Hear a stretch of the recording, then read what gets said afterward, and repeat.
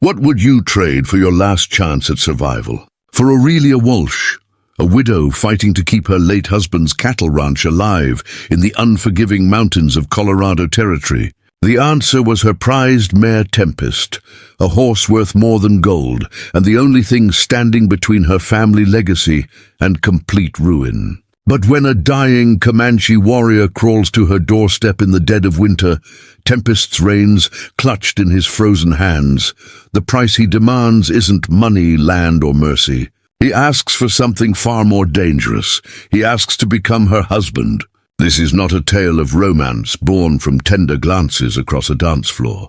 This is a story forged in blood, desperation, and a debt that can only be paid with a life. This is a story where survival demands the unthinkable, and where two people from warring worlds must become one or watch everything they love burn to ash. The Colorado winter of 1876 came early and stayed late, a cruel season that tested every soul brave enough or foolish enough to call the high country home. For Aurelia Walsh, it was the third winter since her husband Thomas had been killed by a rock slide while moving cattle through Dead Man's Pass, and each season felt colder than the last. The ranch that Thomas had built with his own hands, the Cross Creek Ranch, sat in a valley carved between two mountain ridges, a pocket of grazing land fed by snowmelt streams and sheltered from the worst winds. It was prime territory, which meant it was coveted territory, and Aurelia knew that every day she managed to hold on to it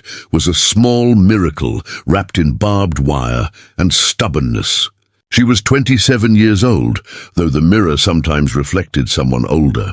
Her hair was the color of autumn wheat, usually pulled back in a severe braid that kept it out of her face during the endless hours of work. Her hands were no longer the soft hands of the Boston girl she'd been when she married Thomas at 19. They were calloused, strong, scarred from rope burns and fence mending and 100 small injuries that came with running a ranch alone. Her eyes were gray, the color of storm clouds, and they held a hardness that hadn't been there 3 years ago. Grief and determination had forged her into something tougher than the girl who'd arrived in Colorado Territory wearing silk gloves and carrying parasols. The ranch itself was modest by the standards of the cattle barons who ruled the territory, but it was hers. 200 acres of grazing land, a sturdy ranch house built from ponderosa pine, a barn that could shelter 30 head of cattle and a dozen horses, corrals, storage sheds, a smokehouse, and a well that never ran dry even in the worst droughts. Thomas had chosen the location perfectly, understanding water rights and wind patterns and the way snow accumulated in the high passes. He'd built something meant to last generations. He just hadn't lived long enough to see it flourish. Aurelia had 12 head of cattle left from the original herd of 50. Harsh winters, rustlers, and the constant need to sell stock just to pay for supplies had whittled away Thomas's legacy one animal at a time. She had 3 horses, a milk cow, 24 chickens, and one prized possession that made all the difference.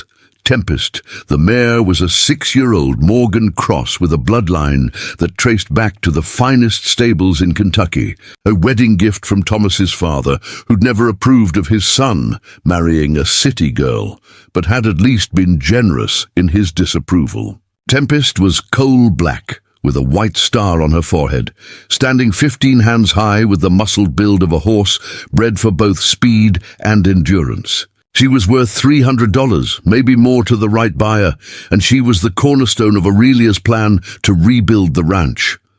The plan was simple in theory, brutal in execution. Breed Tempest to the finest stallion in the territory. Sell the foal for enough money to buy a small breeding herd of cattle. Rebuild slowly but surely. It would take years, maybe a decade, but it was possible.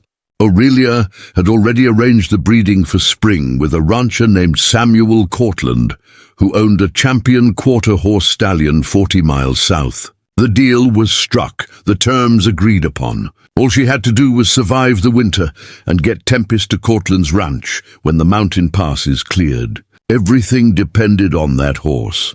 The trouble began on a Tuesday morning in late January, when the sky was the color of old pewter and the temperature hadn't climbed above freezing in 2 weeks. Aurelia woke before dawn, as she always did, lit the fire in the cast-iron stove, put coffee on to boil, and dressed in layers of wool and leather that made her look twice her actual size. She pulled on her boots, Thomas's old sheepskin coat that still smelled faintly of him, and a wide-brimmed hat that kept the snow out of her eyes. She grabbed the Winchester rifle that lived by the door, a habit Thomas had drilled into her, never go outside unarmed, and stepped out into the frozen morning.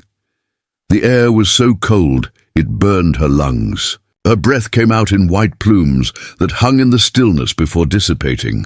The valley was quiet, unnaturally quiet, the kind of silence that made the hair on the back of her neck stand up. Something was wrong. She could feel it in her bones the way animals sense earthquakes before they hit. She walked toward the barn, her boots crunching on snow that had frozen into a hard crust overnight, and that's when she saw it. The barn door was open, swinging slightly in the faint breeze, and the snow around it was churned up and tracked with boot prints. Not her boots, bigger boots, men's boots, multiple sets. Her heart dropped into her stomach. She ran the last 30 feet, skidding on ice, and burst through the barn door with the rifle raised. The interior was dim, lit only by the grey dawn filtering through gaps in the boards. The cattle were still there, huddled together for warmth and eyeing her nervously. The chickens were roosting undisturbed, but Tempest's stall was empty. The gate hung open, the halter and lead rope were gone, and in the dirt floor of the stall, she saw more boot prints, the marks of a struggle, hoof prints that had scraped and gouged the earth as Tempest fought whoever had taken her. Aurelia's vision went white at the edges. Rage and fear battled for control of her thoughts. She forced herself to breathe, to think like Thomas had taught her. Panic kills. Clear thinking saves lives. She studied the tracks. 3 men, maybe 4. They'd come in through the rear door of the barn, which meant they'd scouted the property beforehand and knew the layout. Professional horse thieves, not opportunistic drifters. They'd taken only Tempest, which meant they knew exactly what they were stealing. This was targeted, planned, and that meant someone had told them about her horse. She followed the tracks outside. They led north, up toward the tree line, where the forest began its climb into the high country. The thieves had at least a 6-hour head start, maybe more. They'd come in the dead of night while she slept, had moved with enough skill to avoid waking her, and were probably miles away by now. Tracking them alone in winter in the mountains would be suicide, but waiting for help would mean losing Tempest forever. Horse thieves moved fast, and Colorado territory was vast, with 1,000 places to hide stolen livestock until the trail went cold. By the time she could ride to the nearest town and convince the territorial marshal to form a posse, Tempest would be sold, rebranded, and lost. Aurelia stood in the snow, rifle in hand, and felt the weight of impossible choices pressing down on her shoulders. She couldn't track them alone. She couldn't afford to wait for help. She couldn't lose Tempest, and she couldn't save the ranch without that horse. The plan, the future, Thomas's legacy, everything balanced on the back of a stolen mare, being led into the wilderness by men who saw her only as profit. She tilted her head back and looked at the grey sky, searching for answers that didn't come, and then she did the only thing she could do. She went back inside, packed supplies, saddled one of her remaining horses, a sturdy gelding named Flint, and prepared to track Tempest herself even if it killed her. She was loading her saddlebags when she heard the church bells from town, 6 miles east across the valley. They were ringing in a pattern she recognized. 3 long peals, pause, 3 more pause, 3 more. Emergency danger, all able-bodied men to the church. It was the signal used when there was an Indian raid, a fire, or some other crisis that required immediate community response. Aurelia hesitated, torn between her own emergency and whatever was happening in town. But she was a member of this community, and Thomas had taught her that neighbors help neighbors no matter what. She secured her saddlebags, mounted Flint, and rode hard toward the town of Redemption. Redemption was barely worthy of the name town. It consisted of one main street, lined with false front buildings, a general store, a blacksmith, a saloon, a church with a crooked steeple, a tiny schoolhouse, the marshal's office, and maybe 24 homes scattered in the surrounding area. The population swelled to nearly 100 souls when you counted all the ranchers and homesteaders in the valley. It was the kind of place where everyone knew everyone else's business, where feuds lasted generations, and where survival depended on cooperation even when you despised your neighbor. Aurelia had never quite fit in. She was an outsider, an Easterner, a woman running a ranch alone, and while people were polite to her face, she knew what they said behind her back. Too proud, too stubborn, thinks she's better than us, should sell the ranch and move back east where she belongs. When she arrived in town, a crowd had already gathered outside the church. Men with rifles, women with worried faces, children peeking around their mothers' skirts. Marshal Tobias Kane stood on the church steps, a tall man in his 50s with iron-grey hair and a face weathered by decades in the territory. He was a fair man. Thomas had respected him, but he was also practical to the point of ruthlessness. He dealt with problems in the most efficient way possible, and he didn't waste resources on lost causes. The marshal raised his hands for silence. "Folks, we got a situation. Bill Henderson was riding fence line this morning up near Copper Ridge and found tracks. Unshod ponies, at least a dozen, maybe more, heading south from the high country. Could be Comanche, could be Ute, could be Arapaho. Don't matter which. What matters is they're moving through our territory, and that means we need to be ready for trouble. I want every man with a rifle to volunteer for patrol shifts. We'll ride the perimeter of the valley in teams, keep eyes on the mountain passes, and make sure our families are safe." "Any question?" a voice called out from the crowd. "How long we talking, Marshal? Some of us got stock to tend. Can't be riding patrol for weeks." "As long as it takes," Kane replied. "Could be a day, could be a week. These bands move fast when they're hunting or raiding, but they also move on when they don't find what they want. We show strength, we stay vigilant, and they'll pass us by." Another voice, this one belonging to a rancher named Dutch Carmody, a man who owned land adjacent to Aurelia's. "What about the widow Walsh? She's out there alone. Someone should check on her." Aurelia felt every eye turned toward her. She stepped forward, her chin lifted. "I can take care of myself, Dutch, but I appreciate the concern." Marshal Kane's gaze settled on her, assessing. "Mrs. Walsh, with all due respect, you're in a vulnerable position. No hands, no protection. Might be wise to come stay in town until this blows over." "I can't leave my stock unattended, Marshal. I've got cattle and horses that need feeding." "Horses," Kane repeated, and something shifted in his expression. "Speaking of which, I heard from Samuel Cortland yesterday. He sent a rider asking if you'd changed your mind about the breeding arrangement. Said he hadn't heard from you in a month and wanted to confirm the deal was still on." Aurelia's stomach tightened. "The deal's still on. I'll be bringing Tempest south as soon as the pass is clear." Kane nodded slowly. "A good horse, that mare. Valuable. You keeping her secure?" There it was, the question she didn't want to answer. But lying would only make things worse when the truth came out. "She was stolen last night. 3, maybe 4 men. Took her right out of my barn while I slept. I was about to track them when I heard the bells." The crowd erupted in murmurs. Kane's face hardened. "Horse thieves? You sure it wasn't Indians?" "Boot prints, Marshal. White men, professionals. Did you see them?" "Can you identify them?" "No, I found the tracks at dawn. They had a 6-hour head start, heading north into the high country." Kane shook his head. "North? That's rough terrain in winter. They're either desperate or stupid." He paused, calculating. "Mrs. Walsh, I can't spare men for a posse right now. Not with a potential Indian raid on our hands. Horse thieves are bad, but a massacre's worse. You understand?" Aurelia understood perfectly. She was low priority. "Again, I understand, Marshal. I'll handle it myself." "You'll do no such thing," Kane said sharply. "A woman alone in those mountains in winter, tracking armed men? That's suicide. You'll stay in town where it's safe, and when this Indian situation resolves, I'll organize a proper search." "That's an order."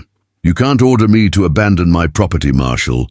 I can when it's for your own safety and the safety of this community. We don't need to be worrying about rescuing you from your own foolishness while we're trying to protect everyone else."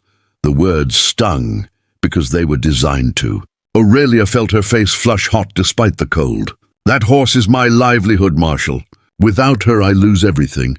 The ranch, Thomas's legacy, my future. I can't just sit here and wait. You can and you will, Kane said, his tone final. Dutch, you and your boys keep an eye on the Walsh place while she's in town. Make sure nothing else gets stolen. Mrs. Walsh, you'll stay at the boarding house. I'll have someone fetch your essentials from the ranch. It wasn't a suggestion. It was a command, backed by the authority of the law and the collective will of the community. Aurelia could defy him, could ride out anyway, but then she'd be on her own if anything went wrong. No help, no sympathy. Just another stubborn woman who'd gotten herself killed. She swallowed her pride and nodded. Thank you, Marshal. She spent the rest of the day in a fog of helpless rage. The boarding house was run by a widow named Mrs. Hennessy, a kind woman who clucked sympathetically and offered tea and biscuits that Aurelia couldn't stomach. She sat in the small room she'd been given, staring out the window at the mountains, where Tempest was being taken farther and farther away with every passing hour. The window glass was cold against her forehead. Outside, men rode past in patrol groups, rifles across their saddles, their breath and their horses' breath creating clouds in the frigid air. The town had mobilized for the Indian threat. No one mobilized for her. Night fell. The temperature dropped even further. Aurelia lay on the narrow bed, fully clothed, staring at the ceiling. She thought about Thomas, about the way he'd promised her a future here in this wild place. She thought about all the work she'd put into keeping his dream alive. She thought about Tempest, cold and frightened, being led through darkness by men who saw her only as merchandise. And she thought about the impossible choice she faced: obey the Marshal and lose everything, or defy him and likely die trying to save it. She was still awake at midnight when she heard the commotion outside, shouting, running footsteps, the sound of horses being led at a fast walk. She got up and looked out the window. A group of men were gathered in the street, lanterns held high, and in the center of the group was a horse. A black horse with a white star. Tempest, and slumped over Tempest's neck, barely conscious, was a man. Even from this distance, even in the poor light, Aurelia could see the blood. His shirt was soaked with it. His face was pale as bone, and his hands, frozen into claws, still gripped Tempest's reins. Aurelia didn't remember running down the stairs. She didn't remember pushing through the crowd. She only remembered reaching Tempest's side and looking up at the man who'd brought her horse home. He was young, maybe 30, with long black hair and high cheekbones and skin the color of old copper. He was Comanche. There was no mistaking it. The deerskin leggings, the beadwork on what remained of his shirt, the way he sat a horse even while dying. And his eyes, dark as midnight, found hers through the pain and the cold and the press of hostile faces. He spoke, his voice barely a whisper, rough with exhaustion and blood loss. I bring your horse back. I ask one thing. Marry me. The crowd exploded. Men shouted. Women gasped. Marshal Kane pushed forward, his hand on his pistol. Get him down from there. Someone fetch the doctor. Mrs. Walsh stepped back, but Aurelia didn't step back. She reached up and took Tempest's reins from the man's hands, and as she did, he fell, simply let go and fell sideways out of the saddle. She tried to catch him, but he was too heavy. He hit the frozen ground with a sound that made her wince. Blood spread beneath him, black in the lantern light. His eyes closed. And Aurelia Walsh, widow and rancher and woman who'd learned to be hard because the world demanded it, made a decision that would change her life forever. Get him inside, she said. Now Marshal Kane stared at her. Mrs. Walsh, that's a Comanche. Do you understand what you're saying? I understand that he risked his life to bring my horse back, Aurelia said, her voice cold and clear. And I understand that if he dies in this street, it'll be on all our consciences. Get him inside. That's not a request. They carried Tahitan into the back room of the general store, which doubled as the town's makeshift clinic when Doc Pritchard made his monthly rounds. Unfortunately, Doc Pritchard was 40 miles south, treating a mining camp outbreak of pneumonia, which meant Aurelia and the town were on their own. Marshal Kane ordered 2 men to clear the examination table while Mrs. Hennessy fetched hot water, clean linens, and what passed for medical supplies in redemption. The room smelled of gun oil, tobacco, and the metallic tang of blood that was spreading across the floorboards faster than anyone wanted to acknowledge. Aurelia knelt beside Taherton as they laid him on the table. His breathing was shallow and rapid, the kind of breathing that signaled the body shutting down from blood loss. His skin had gone grey beneath the copper tone, and when she pressed her fingers to his neck, his pulse was thready and weak. She'd seen men die before, Thomas among them, and she recognized the signs. This man had maybe an hour, possibly less, unless someone did something drastic. She began unbuttoning his shirt with hands that remained steady through sheer force of will, and what she found beneath made her stomach turn. 3 wounds. A bullet hole through his left shoulder, the entry wound small, but the exit wound the size of a silver dollar. A knife slash across his ribs that had opened him nearly to the bone. And worst of all, a deep puncture in his side just above his hip. Something that had driven in and twisted, probably a hunting knife, and had almost certainly nicked something vital. The amount of blood he'd lost was staggering. The fact that he'd stayed conscious long enough to bring Tempest home and propose marriage was beyond comprehension. It spoke to a will that refused to acknowledge physical limitations. Marshal Kane stood in the doorway, arms crossed, his face carved from granite. "Mrs. Walsh, what exactly do you think you're doing?" "Saving his life," Aurelia replied without looking up. She accepted a basin of hot water from Mrs. Hennessy and began cleaning the wounds to assess the damage more clearly. Or trying to.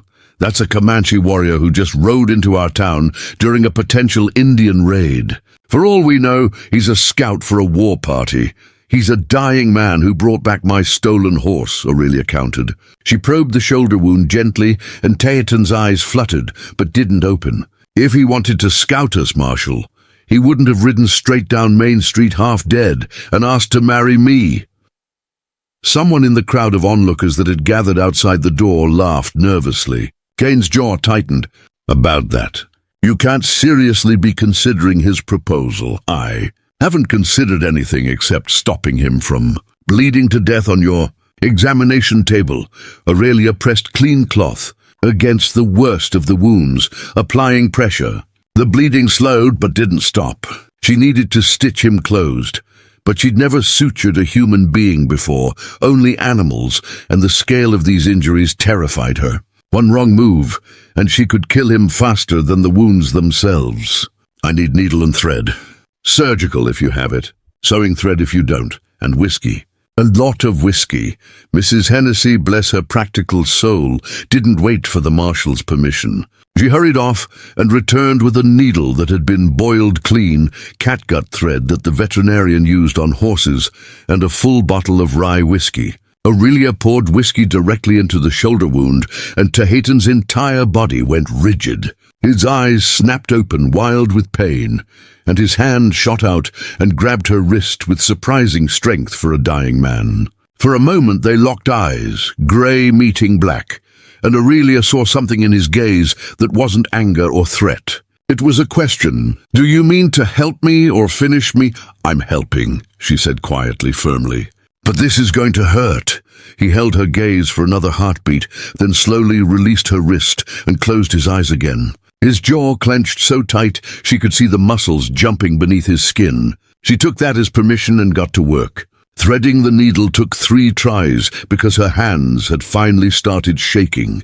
She took a breath, steadied herself, and began stitching the knife wound across his ribs. The flesh was warm and slick with blood. The needle pierced skin that felt too much like leather and too much like silk at the same time. She worked with small, careful stitches, the way her mother had taught her to embroider samplers in Boston a lifetime ago, never imagining those lessons would one day be used to sew a man's body back together. Taherton made no sound. Not a gasp, not a moan, nothing. His silence was more unnerving than screaming would have been. She stitched the rib wound closed, tied off the thread, and moved to the puncture in his side. This one was deeper, uglier, and when she poured whiskey into it, blood and something darker welled up. Internal bleeding. possibly a perforated intestine. If that was the case, infection would set in within days and kill him no matter what she did. But she stitched it anyway, pulling the ragged edges of flesh together and closing the wound as best she could. Her hands were covered in his blood. Her sleeves were soaked with it. The room had gone silent except for her breathing and his and the whisper of thread through skin. When she finished, she wrapped his torso in clean bandages, layering them thick to keep pressure on the wounds. He'd lost so much blood that his lips were nearly white. She checked his pulse again. Weaker than before, fading. There was nothing more she could do except wait and see if his body had enough strength left to fight. She stepped back from the table, her legs suddenly unsteady, and Mrs. Hennessy caught her elbow. "You did good, dear. That's fine work. Finer than most doctors could manage. It won't matter if he dies anyway," Aurelia said, her voice hollow. She looked down at her hands, at the blood drying between her fingers, and felt a wave of exhaustion crash over her so hard she nearly collapsed. How long had it been since she'd slept? Since she'd eaten? The world tilted and Marshal Kane was suddenly there, gripping her other arm, steering her toward a chair. She sat heavily, and someone pressed a cup of water into her hands. She drank without tasting it. The crowd in the doorway had grown. Every able-bodied person in Redemption seemed to have materialized to witness the spectacle. Aurelia could feel their eyes on her, could hear the whispers, even though no one spoke loud enough for her to make out words. The widow Walsh stitching up a Comanche. The widow Walsh accepting a marriage proposal from a savage. The widow Walsh finally losing her mind from grief and isolation. She didn't have the energy to care what they thought. Let them whisper, let them judge. She'd done what needed doing and she'd do it again. Marshal Kane cleared his throat. "Folks, show's over. Everyone go home. We still got patrol shifts to cover, and this situation doesn't change that. Move along." He used his authority voice, the one that didn't invite argument, and slowly the crowd dispersed. When the room had cleared, except for Mrs. Hennessy and Dutch Carmody, who'd apparently appointed himself Aurelia's unofficial guardian, Kane pulled up a chair and sat across from her. His face was impossible to read. "You want to tell me what happened out there? How a Comanche warrior ended up with your stolen horse?" Aurelia set down the water cup. Her hands had finally stopped shaking. "I don't know, Marshal. I wasn't there. But I can guess. Guess then." She gathered her thoughts, trying to piece together a narrative that made sense. The men who stole Tempest headed north into the high country. That's Comanche territory, or close enough. They probably ran into him, or he ran into them. Maybe there was a fight. Maybe he killed them and took the horse. Maybe he traded for her. I don't know. But somehow he ended up with Tempest, and instead of keeping her, he brought her back to me. And given the state he's in, I'd say he fought hard to do it. Dutch Carmody, a burly man with a grey beard and kind eyes, shook his head slowly. "That doesn't make a lick of sense. Why would a Comanche risk his life to return a stolen horse to a white woman? His people and ours have been killing each other for decades. He should have kept the horse, or sold her, or used her to buy guns. Unless he has honor," Aurelia said quietly. "Unless returning stolen property matters to him. Unless he's not what we've been taught to expect," Kane snorted. "Honor from a Comanche? That's a generous interpretation, Mrs. Walsh. You have a better one? I think he's a scout who got caught in a bad situation, stumbled across your horse, and saw an opportunity. He brings the horse back, makes a grand gesture, gets taken in by the white settlement, and gathers intelligence for his war band. Then when he's recovered, he slips away and leads a raid straight to our doorsteps. It was plausible. Cynical, but plausible. Aurelia looked at Tehetan's unconscious form on the table, at the careful way Mrs. Hennessy was adjusting his blankets, and tried to see him through Kane's eyes. A threat, a spy, an enemy using her compassion against her. But all she could see was a man who'd nearly died, bringing her the one thing that mattered most to her survival. Action spoke louder than assumptions. Thomas had taught her that. Judge a man by what he does, not by what others fear he might do. "What about his proposal?" Mrs. Hennessy asked, ever practical. "He asked you to marry him, dear, in front of witnesses. That's a binding offer according to territorial law." Aurelia blinked. She'd almost forgotten about that in the chaos of trying to save his life. He was delirious from blood loss. "It doesn't count. It counts if he meant it," Kane said. "And if you accept, it makes him a legal resident of this territory with all the rights and protections that entails, including the right to stay on your ranch. As your husband, the implications crash down on Aurelia like an avalanche. If she accepted Tahitian's proposal, she'd be binding herself to a complete stranger from a people her society considered enemies. She'd be inviting scandal, ostracism, and possibly violence from her own community. But she'd also be gaining something she desperately needed, a partner. Someone strong enough to help her run the ranch, defend it, rebuild it. Someone who'd proven, however inexplicably, that he valued honor enough to risk everything. It was insane. It was dangerous. It was possibly the only chance she had. "I need time to think," she said finally. "And he needs time to recover. If he recovers, let's see if he survives the night before we worry about marriage contracts." Kane stood, his chair scraping against the floorboards. "Fair enough. But Mrs. Walsh, understand this. If he lives, I'll be watching him closely.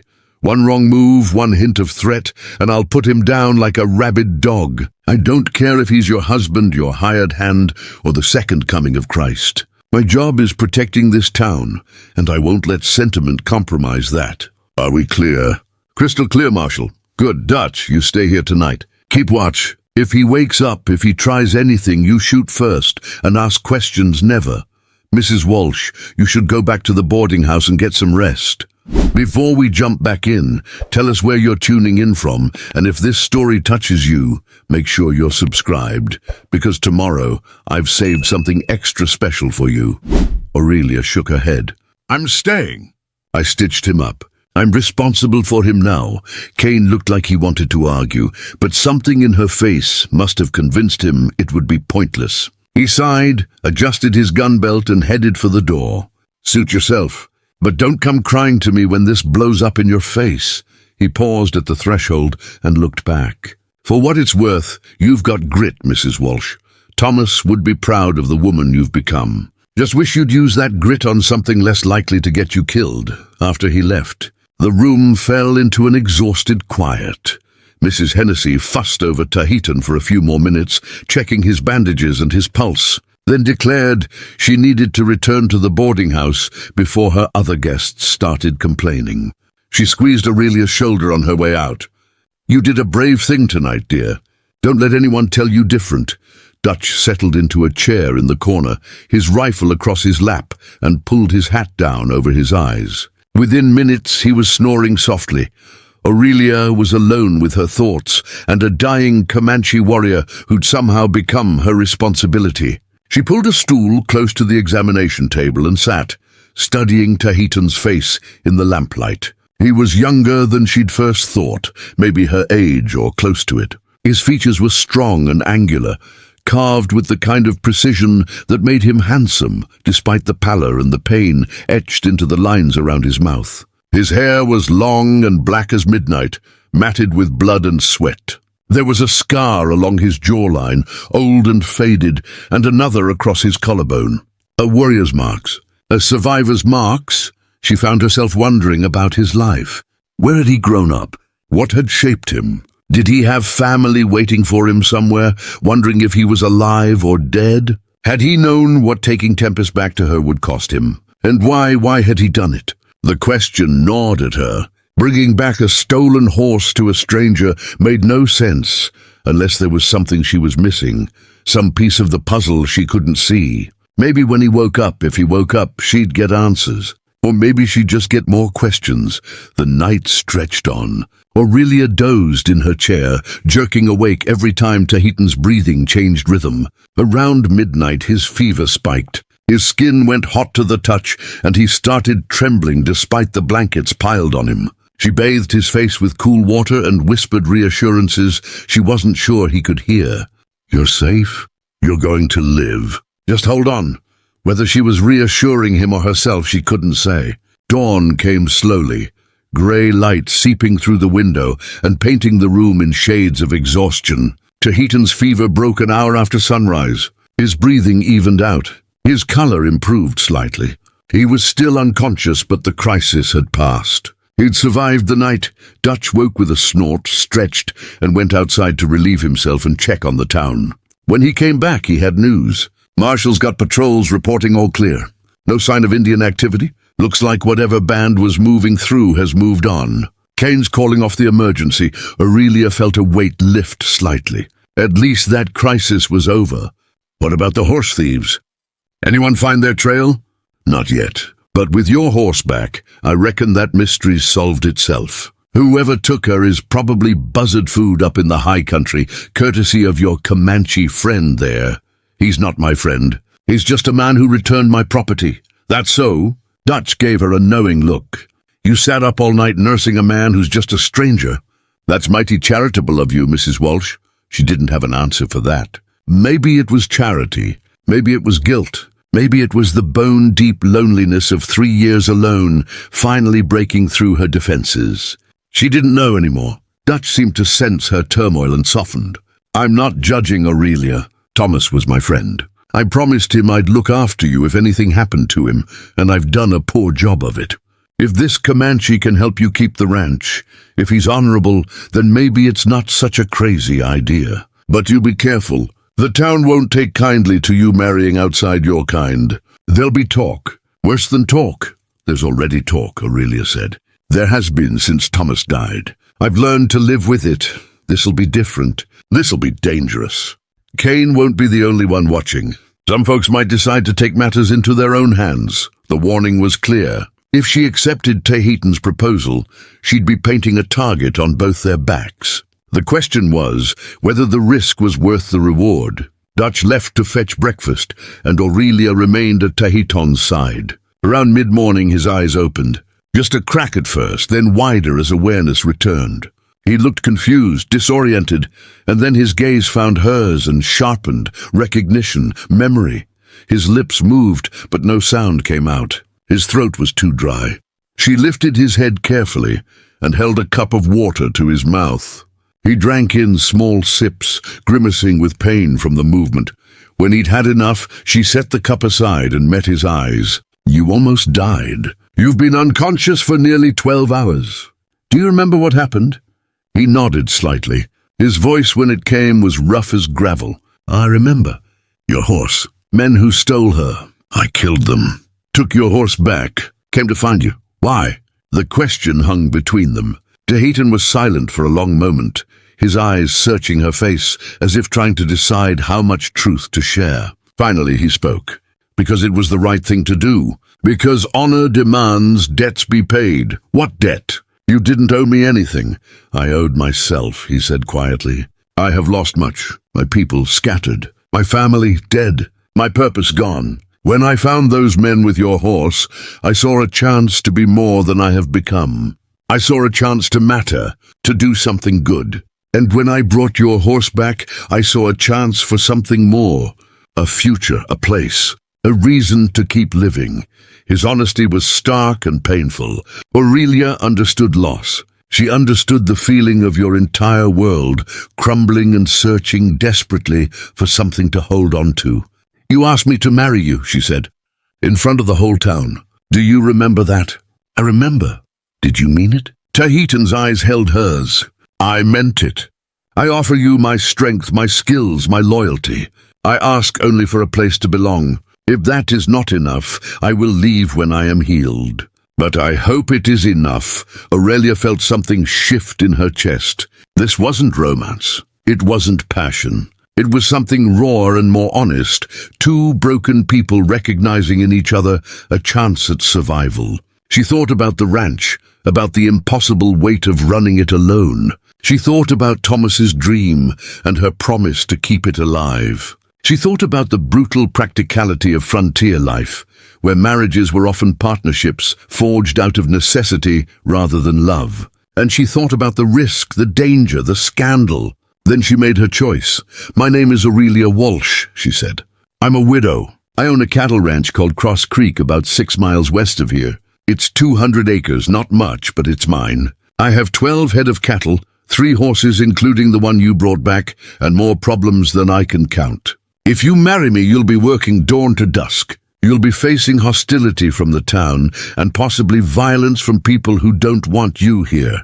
You'll be bound to me and to that land for better or worse. It's not an easy life. It's not even a good life most days. But it's honest work, and it's a chance to build something that matters. Is that what you want?" Tahitian smiled, just slightly, and it transformed his face from hard to something almost gentle. "That is exactly what I want." "Then yes," Aurelia said, her heart pounding. "I accept your proposal. We'll be married as soon as you're strong enough to stand." "I can stand now," he said, and started to push himself up. Pain lanced across his face, and he fell back with a gasp. Aurelia pressed him down gently but firmly. "You can stand when you're healed. We have time. The ranch isn't going anywhere, and neither am I." Tahitian relaxed, nodding. "Thank you, Aurelia Walsh. I will not fail you." "See that you don't," she said, but there was no harshness in it. Just exhaustion and relief, and the strange sense that she'd just stepped off a cliff and was somehow still flying. Outside, the town of Redemption was waking to a new day. Inside, two strangers had made a bargain that would bind their fates together. For better or worse, in a world that wouldn't make it easy, they would face what came next together. Tahitian healed with a speed that defied both logic and medical expectation. Within 3 days, he was sitting up and taking solid food. Within a week, he was walking short distances with only a slight limp. Within 2 weeks, the wounds had closed cleanly with minimal scarring, and he was insisting he was ready for ranch work. Doc Pritchard, who'd finally returned from the mining camp, examined him with professional skepticism and grudging admiration. "I've seen men die from less," the doctor muttered, probing the shoulder wound that had already knitted itself into pink scar tissue. "Whatever blood runs in your veins, son, it's got some powerful healing in it." The town's reaction to the impending marriage ranged from scandalized whispers to outright hostility. The church reverend, a stern man named Tobias Blackwell, refused to perform the ceremony, citing scripture about being unequally yoked with unbelievers. The territorial judge, who rode circuit through Redemption once a month, declined to officiate on grounds that he wasn't certain a union between a white woman and a Comanche warrior was legally valid under territorial law. It took Marshal Kane's intervention, driven more by pragmatism than approval, to find a solution. There was a retired justice of the peace living 20 miles north who owed Kane a favor and was willing to perform a civil ceremony with no questions asked. The wedding was scheduled for the last Saturday in February, exactly 18 days after Tahitian had collapsed in the street with Tempest's reins in his hands. Aurelia spent those 18 days in a state of controlled chaos. She returned to Cross Creek Ranch with Tahitian against Doc Pritchard's advice and Marshal Kane's stern warnings. The ranch needed tending, and she'd already lost too much time. Dutch Carmody and his 2 sons helped move Tahitian's few belongings, which consisted of nothing more than the blood-stained clothes he'd arrived in and a leather pouch containing a handful of items that seemed to hold significance. A small carved stone in the shape of a bear, a braid of sweetgrass wrapped in red thread, a silver coin worn smooth with age. He didn't explain their meaning, and Aurelia didn't ask. Some things were private, and she understood the need to hold pieces of yourself back, even when offering everything else. The ranch house was small but sturdy, built from pine logs chinked with clay and designed to withstand the brutal mountain winters. It consisted of a main room that served as kitchen and living space, a bedroom that had been hers and Thomas's, a small storage room, and a loft accessible by ladder that Thomas had intended to turn into a second bedroom, but never finished. Aurelia gave Tahitian the loft. It seemed the safest arrangement for 2 strangers about to become legally bound. He accepted without comment, climbing the ladder with visible effort that he tried to hide, and she heard him moving around up there, arranging the bedding she'd provided. That first night back at the ranch, she lay awake in her own bed, listening to the unfamiliar sounds of another person in the house. His breathing, his occasional movements, the creak of floorboards under weight. It should have felt threatening. Instead, it felt strange and sad and oddly comforting. They fell into a routine dictated by necessity and mutual wariness. Aurelia woke before dawn as she always had, and started the fire in the cast-iron stove. By the time Tehiton climbed down from the loft, she had coffee boiling and cornmeal mush cooking. They ate in silence, not the comfortable silence of long familiarity, but the careful silence of two people trying not to intrude on each other's space. After breakfast, she assigned him tasks suited to his healing body. Chopping firewood, which he did with an economy of motion that spoke of long practice. Mending fence posts, which he approached with methodical patience. Checking the cattle, which he did with a quiet competence that surprised her. He knew animals. He understood their behavior and their needs. He moved through the ranch work like someone who'd done similar labor all his life, just in a different context. On the fourth day, she found him in the barn, talking to Tempest. He was speaking in his own language, low and melodic, and the mare was calm under his hands in a way she rarely was with strangers. Aurelia stood in the doorway watching, and when he noticed her, he didn't stop or look embarrassed. He simply switched to English. She is a good horse. Strong spirit. She fought the men who took her. That is how I knew she belonged to someone who valued her. How did you find them? Aurelia asked. She'd been wanting to know since he'd woken, but hadn't found the right moment to ask. The men who stole her. Tahitan's hand stilled on Tempest's neck. I was hunting. 3 days north of here. I heard gunfire and went to see. Found them camped in a box canyon, arguing over how to split their take. They had your horse and 2 others. When I got closer, I saw they were not just horse thieves. They had other things. Women's jewelry, children's toys, a Bible with a family name written inside. These were not men who stole only horses. They stole from families. Killed them, maybe. I could not let that stand. The casual way he said it sent a chill down Aurelia's spine. You killed all 3 of them by yourself. 4, there were 4 men, and yes, I killed them. His eyes met hers, dark and unreadable. Does that trouble you? It should have. Aurelia knew it should have. But she thought about the kind of men who would steal a woman's horse, knowing it might mean her starvation. Men who would carry stolen children's toys like trophies. And she found she couldn't summon outrage over their deaths. No, she said finally, it doesn't trouble me. They made their choices and you made yours. Thank you for bringing Tempest home. I never properly said that. You saved my life. That is, thanks enough. I couldn't let you die in the street after what you'd done. That would have been dishonorable. A ghost of a smile crossed his face. We are a pair then. 2 people trying to live with honor in a world that makes it difficult. Yes, Aurelia agreed. I suppose we are. Something shifted between them in that moment, a recognition of kinship that went deeper than their arrangement. They were both survivors, both people who'd lost everything and were trying to build something from the ruins. The marriage might be one of convenience, but the respect was real. The days passed quickly. Tahitan's presence on the ranch changed things in ways Aurelia hadn't anticipated. Tasks that had taken her hours now took half the time with 2 sets of hands. The cattle were moved to better grazing. The water troughs were repaired. The barn roof that had been leaking for 2 years was finally patched properly.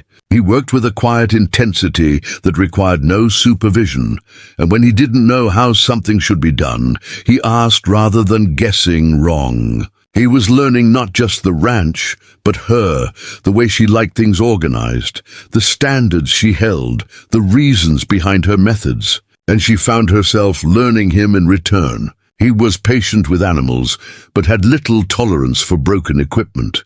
He could track a deer through snow that left no visible prints. He could predict weather changes hours before they arrived. He had a dry sense of humor that emerged rarely, but hit with unexpected impact.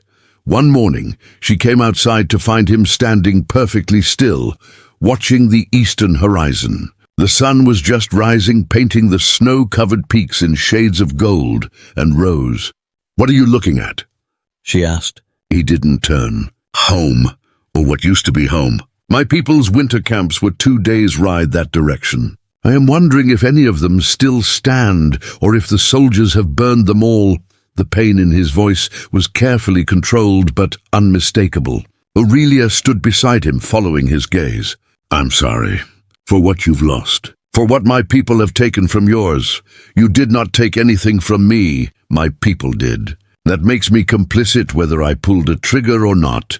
Tahitian finally looked at her, his expression thoughtful.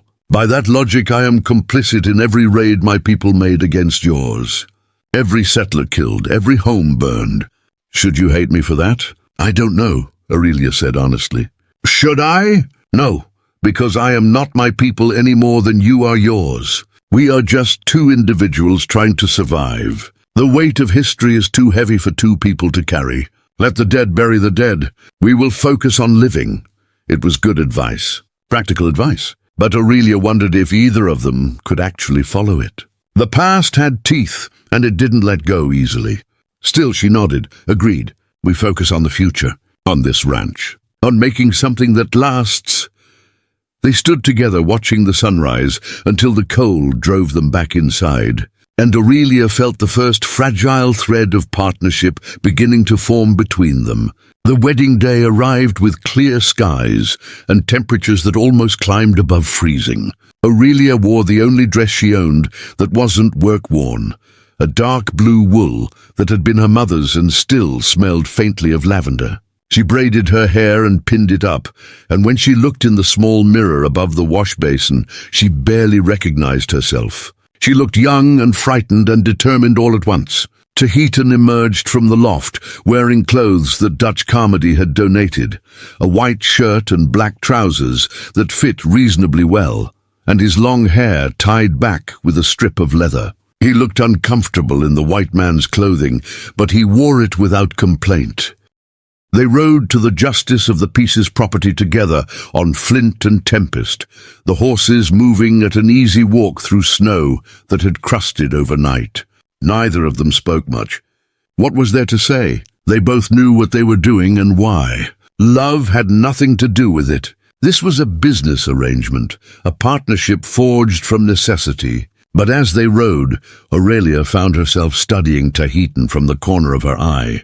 He sat a horse beautifully, moving with the animal rather than against it. His profile was sharp against the white landscape. He'd be handsome if circumstances were different, if he were just a man, and she were just a woman, without all the complications of history and culture between them. But circumstances were what they were. The justice of the peace was a grizzled man named Silas Montgomery, who lived in a cabin that leaned slightly to the left and smelled of wood smoke and whiskey. He took one look at them, grunted, and pulled out a battered book of territorial law. "Marshal Kane said you needed a civil ceremony.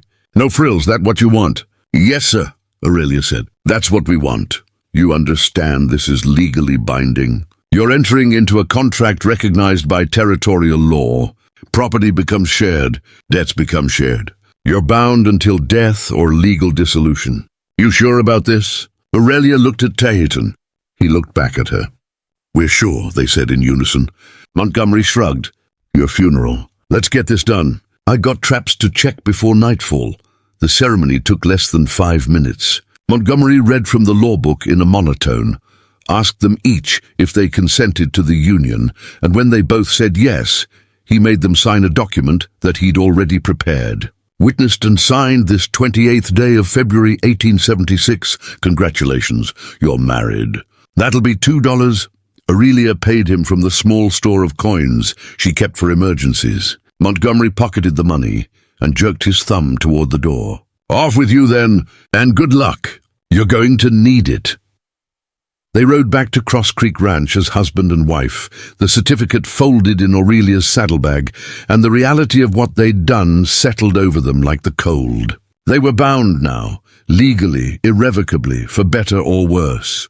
When they reached the ranch, Tahitian helped her dismount, and they stood facing each other in the yard. "Well," Aurelia said. "That's done. Yes, that is done." He hesitated, then spoke carefully. "I know this marriage is not what you would have chosen if circumstances were different. I know I am not what you wanted. But I will honor my vows, Aurelia. I will work this land with you. I will defend it, and you with my life if necessary.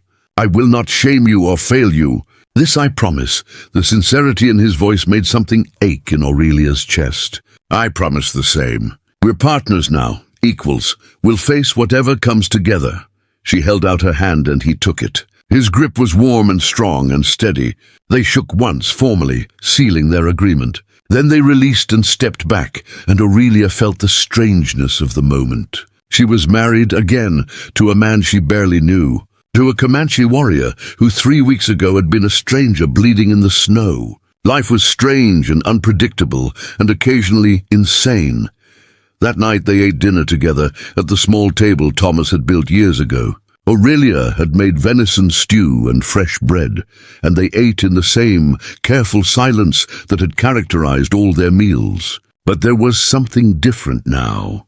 A formality had been completed. A line had been crossed.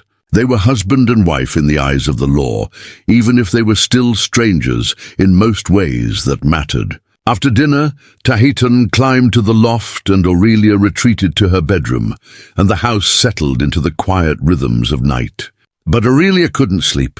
She lay in the darkness, thinking about the risk she'd taken, the gambles she'd made. She'd bound herself to a man she didn't love out of desperation and pragmatism. What if it was a mistake? What if he turned on her? What if the town's hostility escalated into violence? What if she'd just signed her own death warrant in her attempt to save the ranch?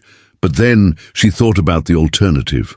Slow starvation, losing Cross Creek to debt or to men like Victor Ashford, who would swallow her land without a second thought. Dying alone and forgotten in a territory that had no use for weak women. At least this way she had a chance. At least this way she was fighting. Thomas would have understood that. Thomas had been a fighter too. She closed her eyes, and eventually sleep came, restless and full of dreams she couldn't quite remember in the morning. The real test of their arrangement came 5 days after the wedding. Aurelia woke to find the barn door hanging open and 3 of their 12 cattle missing. Fresh tracks in the snow led west toward the disputed grazing lands that bordered the property of a rancher named Clayton Maddox. Maddox was a hard man who believed in taking what he wanted and dealing with consequences later. He'd been angling for Cross Creek land ever since Thomas died, making lowball offers and veiled threats when Aurelia refused to sell. She'd suspected him of being behind some of her previous losses, cattle that had wandered off and never returned, but she'd never been able to prove it. Tahitan studied the tracks with the focus of a man reading a language most people couldn't see. 3 cattle, driven by 2 riders. They did not try to hide their trail. They want you to know it was them. His voice was calm, but his eyes were hard as obsidian. This is not theft. This is a challenge. It's both, Aurelia said, her jaw tight with anger. Maddox has been pushing me for months. He thinks I'm easy prey. He thinks I'll just roll over and let him take what he wants. What do you want to do? Tahitan asked. It was a test, Aurelia realized. He was asking if she wanted him to solve this problem, or if she wanted to handle it herself. If he was her partner or her protector. She appreciated that he was letting her choose. I want to ride to Maddox's ranch and get our cattle back. And I want you with me. Not because I need protection, but because you're my husband, and this is our problem now. Together, Tahitan nodded once. Then we ride together. They saddled Tempest and Flint and followed the tracks west. The trail was obvious, almost insultingly so, leading straight across the boundary markers that divided Cross Creek from Maddox land. They found the 3 missing cattle in a holding pen near Maddox's main barn, penned alongside at least a dozen other animals with brands that didn't match the Circle M that Maddox used. Stolen stock from multiple ranches, evidence of a pattern. Aurelia's anger crystallized into cold determination. This ended today. Clayton Maddox emerged from his ranch house as they rode into his yard. He was a bull of a man, thick through the shoulders and chest, with a red face and mean eyes. 2 of his ranch hands flanked him, both armed. Maddox's gaze flicked from Aurelia to Tahitan, and his lip curled. Well. The widow Walsh and her pet Savage. Heard you went and did something stupid, Walsh. Didn't believe it till now. Those are my cattle in your pen, Maddox, Aurelia said, ignoring the insult. I'm taking them back. Those cattle wandered onto my land. That makes them mine. Territorial law says any livestock found on private property without a clear owner becomes property of the landowner after 48 hours. It's been 5 days. Territorial law also says stealing livestock is a hanging offense, Aurelia countered. And I can prove those are mine. They're wearing the Cross Creek brand. You want to argue this in front of Marshal Kane, or are you going to let me take what's mine and avoid the legal trouble? Maddox's face darkened. You threatening me, woman? I'm stating facts. Aurelia kept her voice level, but her hand was on the rifle strapped to her saddle. Beside her, she could feel Tahitian's stillness, the kind of stillness that preceded explosive action. Now step aside. We're taking our cattle home. You're not taking anything. And if you push this, I'll make sure the marshal knows you're harboring a hostile Indian on your property. There's laws against that too. They could take your ranch, put you in jail, and hang your Comanche husband for good measure. Think about that before you make demands. It was a trap. Perfectly laid. Maddox had anticipated this confrontation and prepared his counter. Aurelia felt ice in her stomach. She'd underestimated him. But before she could respond, Tahitian spoke.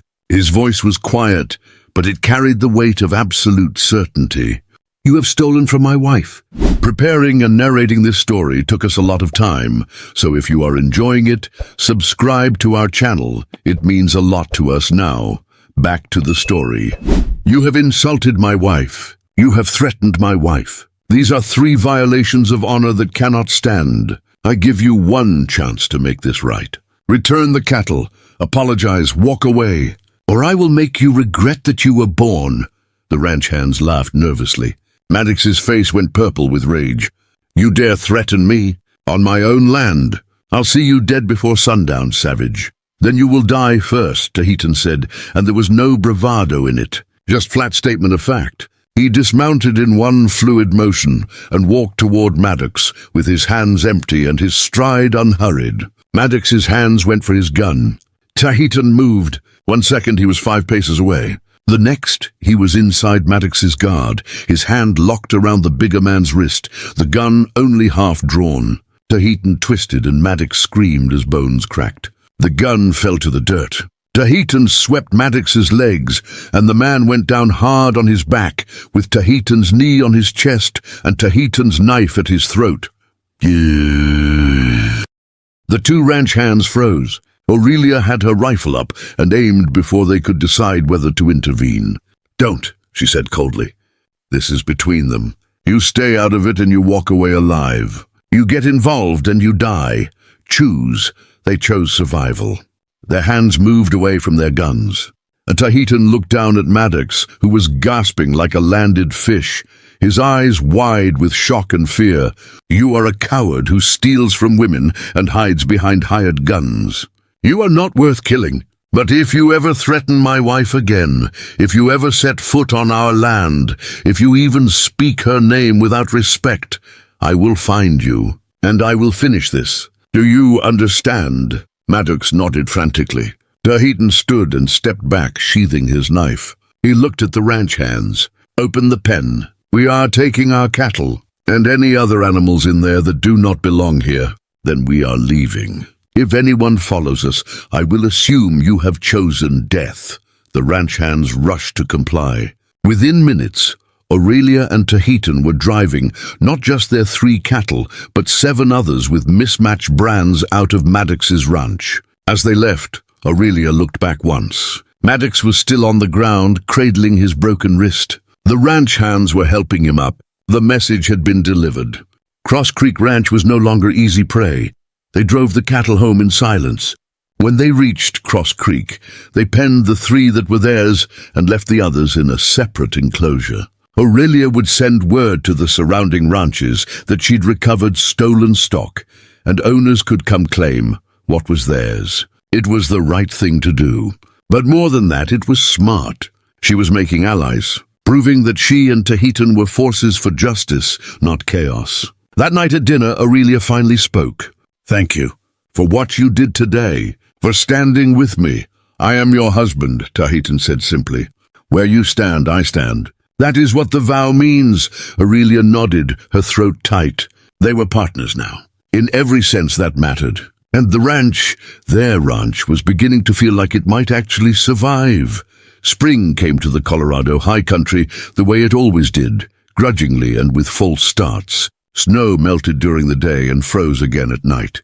The streams swelled with runoff that turned the valley into a patchwork of mud and stubborn ice. The cattle grew restless, sensing the change in seasons, and the work on Cross Creek Ranch doubled as Aurelia and Teaton prepared for calving season and the drive to summer pastures. 2 months had passed since their wedding, and the arrangement that had begun as pure necessity had evolved into something neither of them had quite expected. Not love, not yet, but a partnership built on mutual respect and shared purpose that felt more solid than many marriages born from affection. The confrontation with Clayton Maddox had changed the dynamics in Redemption. Word spread quickly about how Teaton had disarmed and humiliated the larger man without breaking a sweat, and about how Aurelia had recovered 7 ranchers' stolen cattle in one bold move. Suddenly, Cross Creek Ranch wasn't seen as easy prey anymore. Ranchers who'd lost stock to mysterious circumstances started approaching Aurelia at the general store, asking quiet questions about whether she'd noticed unusual activity near her land. Marshal Kane, ever the pragmatist, began consulting with Teaton about tracking techniques when investigating thefts. It wasn't acceptance, not exactly, but it was acknowledgement. They were becoming part of the community's fabric, however reluctantly that fabric stretched to accommodate them. But not everyone was pleased with this development. Clayton Maddox's broken wrist had healed badly, leaving him with limited mobility in his right hand and a rage that burned hotter with each passing week. He'd been humiliated in front of his own men by a Comanche warrior and a woman, and in the harsh social mathematics of the frontier, humiliation demanded response. Maddox began spending long evenings at the saloon in Redemption, buying drinks and nursing grievances with anyone who would listen. He found willing ears among the men who'd never accepted Teaton's presence, who saw him as a threat to their way of life, a reminder that the world was changing in ways they couldn't control. Seeds of resentment were planted and carefully watered with whiskey and wounded pride. Aurelia first noticed the shift in atmosphere during her weekly supply run to town. She entered the general store to find conversation dying abruptly, faces turning away, a coldness in the air that hadn't been there before. Mrs. Hennessy, usually warm and talkative, served her with clipped efficiency and averted eyes. When Aurelia asked if something was wrong, the older woman simply shook her head and wouldn't meet her gaze. The same thing happened at the feed store, at the bank, even at the church steps, where she'd stopped to speak with Reverend Blackwell about arranging a proper graveside service for Thomas on the anniversary of his death. The Reverend had looked uncomfortable and suggested perhaps it wasn't the right time. Perhaps emotions were running too high. Perhaps she should reconsider her living arrangements before asking for church blessings. She returned to the ranch angry and confused, and found Teaton repairing the corral fence with methodical precision. He looked up as she dismounted, read her expression, and set down his hammer. "What happened?" She told him everything, watching his face carefully. He listened without interruption, his expression giving nothing away, but she saw his jaw tighten and his hands curl into fists. When she finished, he was silent for a long moment. "It is beginning," he said finally. "The backlash. We knew it would come. Men like Maddox do not forget humiliation. They gather others who think like them and they plan. We must be careful. Careful how? We've done nothing wrong. We work our land.